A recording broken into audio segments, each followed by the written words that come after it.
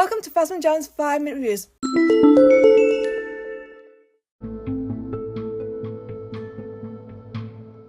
It Takes You Away. It Takes You Away is an episode that is bonkers and different, but needs to show how Doctor Who can be different with the times. Ellie Warlock broke barriers by becoming the first blind actress on the show, and she played Han, a girl whose father has gone missing, and she is hiding from something that she says it takes you away. Ellie was brilliant, and she was a star.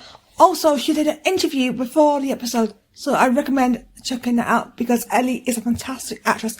I love that the fam are brought onto this mystery and led to this war portal that attempts to lure Graham, and as usual, he laughs it off until he struggles, which is a testament to Bradley Walsh's acting.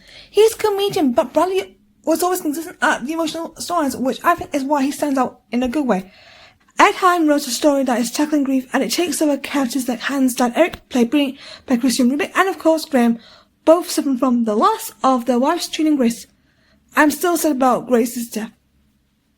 It's important to see episodes like this. I am divided on Father's Day, but this is more for me as it's not your generic kind of stuff and has that factor the show needs to get messages across. The Anti-Stone is an interesting concept as all these threatening creatures alongside Ribbons, played by comedian Kevin Eldon.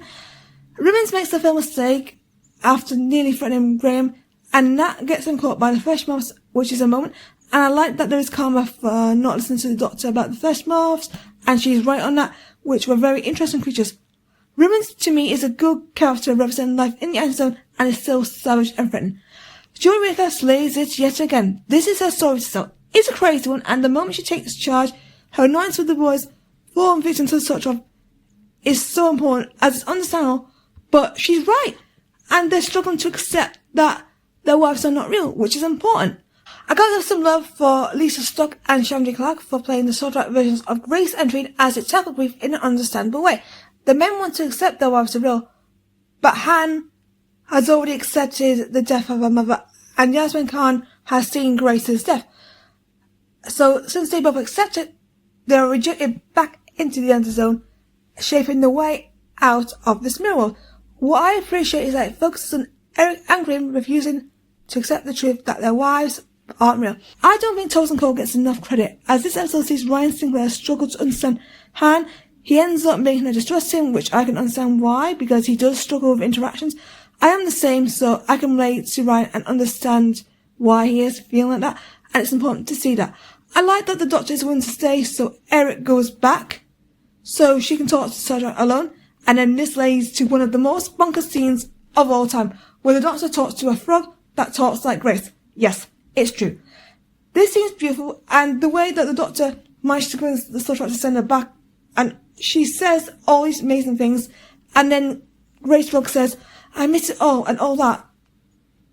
It's a line that really resonates pain and grief and understand, and I really love it, as some people want to go back, but they can't, and that's why the whole scene is important.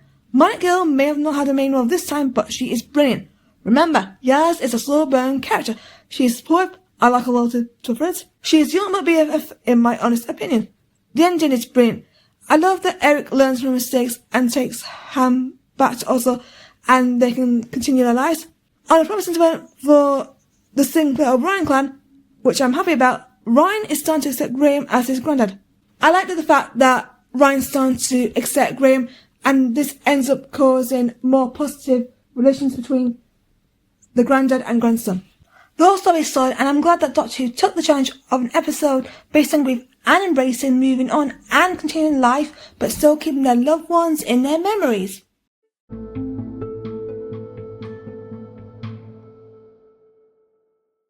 That's it for this 5-minute review.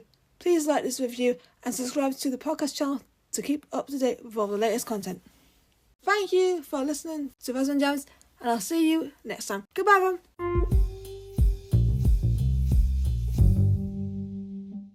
Thank you for listening to the podcast. Subscribe to Fasman Jones and stay tuned for more podcasts. See ya!